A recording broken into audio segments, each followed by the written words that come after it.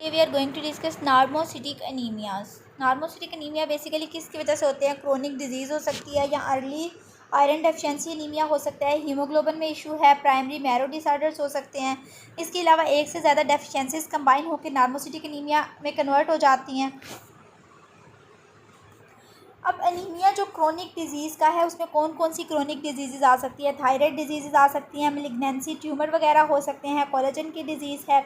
इसके अलावा rheumatoid arthritis हो सकती है, एसएल पोलीमायोसिटिस है, पॉलीआर्टेरिटिस है, इसके बाद नोडोसा हो सकता है। इसके अलावा कोलाइटिस के इश्यूज़ हो सकते हैं, क्रोहन्स डिजीज़ है, क्रोनिक इन्फेक्शंस, एचआईवी हो सकता है, टीबी हो सकती है या रीनल फेलियर। ये सारे काजेज़ जो हैं, ये सारी क्रोनिक डिजीज़ जो हैं, ये नार्मोसिटिक एनीमिया में हो सकती हैं। उसके बाद डाईमॉर्फिक एनीमिया, इसमें क्या होता है? फोलिएट और आयरन की इकट्ठी डेफिशिएंसी हो सकती है। अब आयरन और फोलिक एसिड की डेफिशिएंसी प्रेगनेंसी में भी हो सकती है, गैस्ट्राइटिस में भी, थैलीसीमिया में भी हो सकती है। ठीक है, ये दो चीज़ें मिलके जो हैं वो एनीमिया काज कर रही हैं। डाईमॉर्फिक इसी वजह से इसको कहा गया है कि इसमें आयरन और फोलिक एसिड दोनों की डेफिशिएंसी है, या B12 के साथ B12 और आयरन की डेफिशिएंसी है। इसके बाद हमारे पास है एनिसोसाइटोसिस। इसमें क्या होता है? जो आरबीसी का साइज़ होता है ना, वो सबका आपस में डिफरेंट होता है, किसी का एक जितना साइज़ नहीं होता।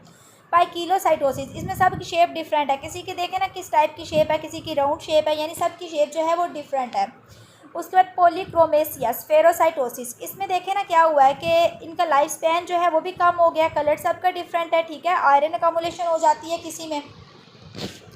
टारगेट सेल्स, अब लीवर डिजीज़ की वजह से हो सकता है आरबीसी पे इफेक्ट, थैलेसीमिया की वजह से, एचपीडी डिसीज़ की वजह से, या पोस्ट स्प्लीनोक्टोमी की वजह से, यानी स्प्लीन जो है वो नॉर्मल अपना फंक्शन परफॉर्म नहीं कर रही, वो श्रिंक हो गई है, उसका साइज स्मॉल हो गया है। टीयर ड्रॉप सेल्स की अगर हम बात करें, ये देखें इनकी शेप देखें किस तरह की हो गई है आरबीसी की। ये माइलोफिबियोसिस की वजह से है, इन्फिल्ट्रेशन ऑफ बोन मैरो की वजह से, बोन मैरो के ट्यूमर्स की वजह से, या थैलेसीमिया की वजह से। अगर थैलेसीमिया मेजर है तो इसका मतलब यह है कि हेयर्स होंगे एंड पे। ये बेसिकली जो है एक स्कल बनी हुई है जिसके ऊपर आपको हेयर जो है ये नज़र आ रही है, थैलेसीमिया मेजर की निशानी है। ड्रीपेनोसाइट्स, यहाँ पे देखें ना जो आरबीसीज है उनकी शेप जो है वो चेंज हो गई है, वो एक नोक लाइक स्ट्रक्चर में चेंज हो गए हैं। सिकल सेल एनीमिया, इसमें सिकल शेप आरबीसीज हो गए हैं, इसमें एचपी का इशू है। आर्टोसप्लीनेक्टोमी, इसमें स्प्लीन जो है उसका नॉर्मल 8 to 12 सेंटीमीटर होती है, लेकिन आर्टोसप्लीनेक्टोमी में क्या हुआ है कि स्प्लीन श्रिंक हो गई है और अपना प्रॉपर फंक्शन परफॉर्म नहीं कर रही। उसका नेक्स्ट वीडियो हम देखेंगे हीमोलिटिक एनीमिया किस वजह से है।